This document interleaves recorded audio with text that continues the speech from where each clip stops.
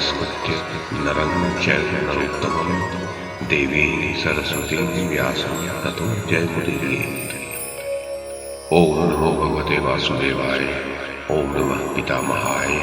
ओम नमः प्रजापतिभ्यः। ओम नमः कृष्णद्वैपायनाय। ओम नमः सर्वविघ्नविनायकेभ्यः।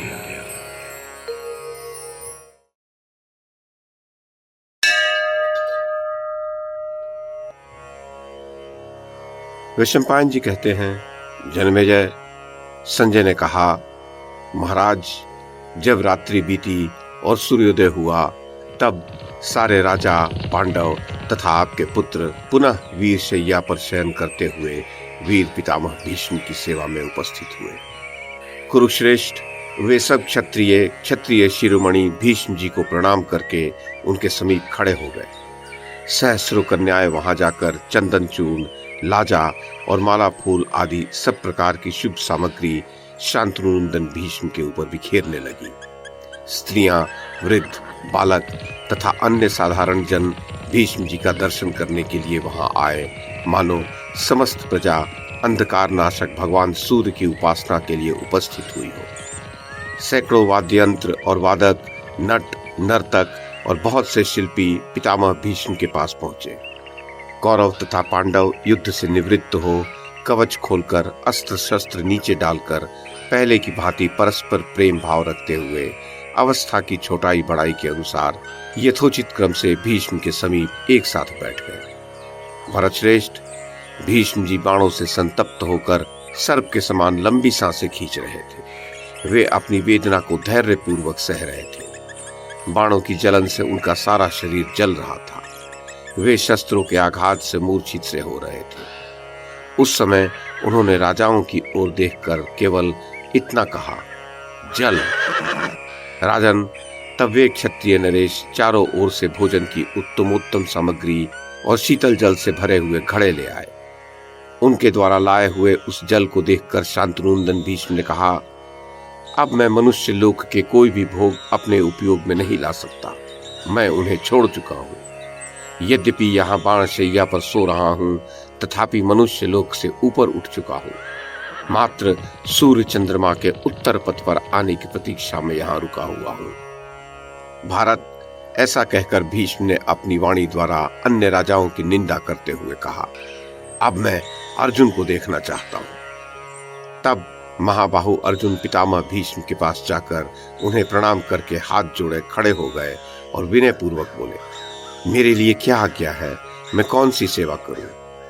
राजन, तब भीष्म जी बड़े प्रसन्न हुए और बोले, अर्जुन, तुम्हारे बाणों से मेरे संपूर्ण अंग बिधे हुए हैं, अतः मेरा यह शरीर दग्ध सा हो रहा है। सारे मर्म स्थानों में अत्यंत पीड़ा हो रही है। मुंह सूखता जा रहा है। अर्जुन, वेदना से पीड़ित शरीर वाले मुझ वृद्ध को तुम जल ला कर दो। तुम ही विधि पूर्वक मेरे लिए दिव्य जल प्रस्तुत करने में समर्थ हो। महाराज, तब बहुत अच्छा कहकर पराक्रमी अर्जुन रथ पर आरूढ़ हो गए और गांडीव धनुष पर बलपूर्वक प्रत्यंचा चढ़ाकर उसे खींचने लगे। उनके धनुष की टंकार ध्वनि वज्र की गड़गड़ाहट के समान जान पड़ती थी। उसे सुनकर सभी प्राणी और समस्त भूपाल भयभीत हो गए। तब अर्जुन ने रथ द्वारा ही भीष्म की परिक्रमा करके अपने धनुष पर एक तेजस्वी बाण का संधान किया और सब लोगों के देखते देखते मंत्रोच्चारण पूर्वक उस बाण को पर्जन्यास्त्र से संयुक्त करके भीष्म के दाहिने पार्श्व में पृथ्वी पर उसे चलाया। फिर तो शीतल, अमृत के समान मधुर तथा दिव्य सुगंध एवं दिव्य रस से संयुक्त जल की सुंदर स्वच्छ धारा ऊपर की ओर उठकर भीष्म के मुख में पड़ने लगी। उस शीतल जल धारा से अर्जुन ने भीष्म जी को तृप्त कर दिया। इंद्र के समान पराक्रमी अर्जुन के उस अद्भुत कर्म से वहां बैठे हुए समस्त भूपाल बड़े विस्मय को प्राप्त हुए। अर्जुन का वह अलौकिक कर्म देखकर समस्त कौरव शीत की सताई हुई गौओं के समान थर थर कांपने लगे। वहां बैठे हुए नरेशगण आश्चर्यचकित हो सब ओर अपने दुपट्टे हिलाने लगे। चारों ओर शंख और नगाड़ों की गंभीर ध्वनि गूंज उठी। राजन, उस जल से तृप्त होकर शांतनुनंदन भीष्म ने अर्जुन से समस्त वीर नरेशों के समीप उनकी प्रशंसा करते हुए कहा, महाबाहु कौरव नंदन, तुम में ऐसे पराक्रम का होना आश्चर्य की बात नहीं है। वीर, मुझे नारद जी ने पहले ही बता दिया था कि तुम पुरातन महर्षि नर हो और नारायण स्वरूप भगवान श्री कृष्ण की सहायता से इस भूतल पर ऐसे ऐसे महान कर्म करोगे जिन्हें निश्चय ही संपूर्ण देवताओं के साथ देवराज इंद्र भी नहीं कर सकते। पार्थ, जानकार लोग तुम्हें संपूर्ण क्षत्रियों की मृत्यु रूप जानते हैं। तुम भूतल पर मनुष्यों में श्रेष्ठ और धनुर्धरों में प्रधान हो। जंगम प्राणियों में मनुष्य श्रेष्ठ है, पक्षियों में पक्षीराज गरुड़ श्रेष्ठ माने जाते हैं, सरिताओं में श्रेष्ठ समुद्र है और चौपायों में गौ उत्तम मानी गई है। तेजोमय पदार्थों में सूर्य श्रेष्ठ है, पर्वतों में हिमालय महान है, जातियों में ब्राह्मण श्रेष्ठ है और तुम संपूर्ण धनुर्धरों में श्रेष्ठ हो। मैंने, विदुर ने, द्रोणाचार्य ने, परशुराम जी ने, भगवान श्री कृष्ण ने तथा संजय ने भी बराबर युद्ध न करने का परामर्श दिया, परंतु दुर्योधन ने हम लोगों की बात नहीं सुनी। दुर्योधन की बुद्धि विपरीत हो गई है, वह अचेत सा हो रहा है, इसलिए हम लोगों की बात पर विश्वास नहीं करता है। वह शास्त्रों की मर्यादा का उल्लंघन कर रहा है, इसलिए भीमसेन के बल से पराजित हो मारा जाकर रणभूमि में दीर्घ काल के लिए सो जाएगा। राजन, भीष्म जी की यह बात सुनकर कौरवराज दुर्योधन मन ही मन बहुत दुखी हो गया। तब भीष्म जी ने उसकी ओर देखकर कहा, राजन, मेरी बात पर ध्यान दो और क्रोध शून्य हो जाओ। दुर्योधन, बुद्धिमान अर्जुन ने जिस प्रकार शीतल अमृत के समान मधुर गंधयुक्त जल की धारा प्रकट की, उसे तुमने प्रत्यक्ष देखा। इस संसार में ऐसा पराक्रम करने वाला दूसरा कोई नहीं है। आग्नेय, वारुण, सौम्य, वायव्य, वैष्णव, ऐन्द्र, पाशुपत, ब्राह्म, पारमेष्ठ्य, प्राजापत्य, धात्र, त्वाष्ट्र, सावित्र और व्यवस्था आदि संपूर्ण दिव्यास्त्रों को इस समस्त मानव जगत में एकमात्र अर्जुन अथवा देवकी नंदन भगवान श्री कृष्ण ही जानते हैं। दूसरा कोई यहाँ इन अस्त्रों को नहीं जानता। तात, पांडुपुत्र अर्जुन को युद्ध में किसी प्रकार भी जीतना असंभव है। जिन महामनस्वी पुरुष के ये अलौकिक कर्म प्रत्यक्ष दिखाई देते हैं, जो धैर्यवान, युद्ध में शूरता दिखाने वाले तथा संग्राम में सुशोभित होने वाले हैं, राजन, उन अस्त्र विद्या के विद्वान अर्जुन के साथ इस समर भूमि में तुम्हारी शीघ्र ही संधि हो जानी चाहिए। इसमें विलंब न हो। जब तक महाबाहु भगवान श्री कृष्ण अपने लोगों के प्रेम के अधीन है, तभी तक शूरवीर अर्जुन के साथ तुम्हारी संधि हो जाए तो ठीक होगा। तात, जब तक अर्जुन झुकी हुई गांठ वाले बाणों द्वारा तुम्हारी सारी सेना का विनाश नहीं कर डालते हैं, तभी तक उनके साथ तुम्हारी संधि हो जानी चाहिए।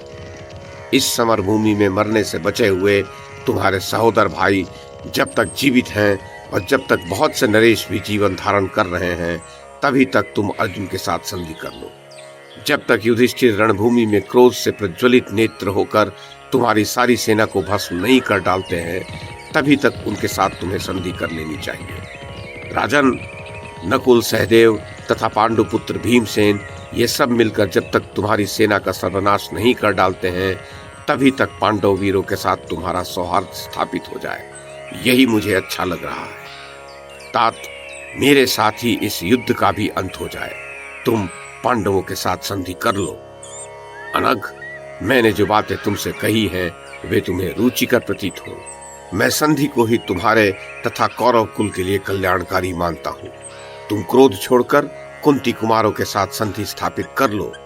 अर्जुन ने आज तक जो कुछ किया उतना ही बहुत है। मुझ भीष्म के जीवन का अंत होने से तुम्हारे वैर का भी अंत हो जाए। तुम लोगों में प्रेम संबंध स्थापित हो जाए और जो लोग मृत्यु से बचे हुए हैं वे भली भांति जीवित रहें। इसके लिए तुम प्रसन्न हो जाओ। तुम पांडवों को आधा राज्य दे दो। धर्मराज युधिष्ठिर इंद्रप्रस्थ चले जाएं। कौरवराज, ऐसा करने से तुम राजाओं में मित्रद्रोही और नीच नहीं कहलाओगे तथा तुम्हें पापपूर्ण अपयश नहीं प्राप्त होगा।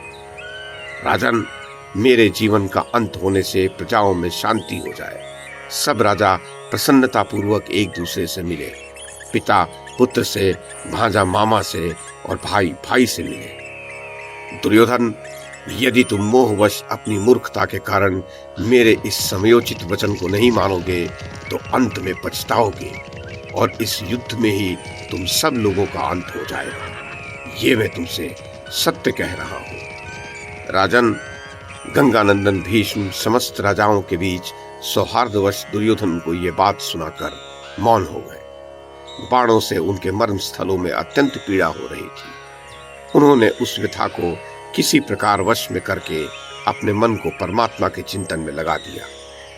महाराज धृतराष्ट्र, जैसे मरणासन पुरुष को कोई दवा अच्छी नहीं लगती है, उसी प्रकार महात्मा भीष्म का वह धर्म और अर्थ से युक्त परम हितकर और निर्दोष वचन भी आपके पुत्र को प्रिय नहीं लगा।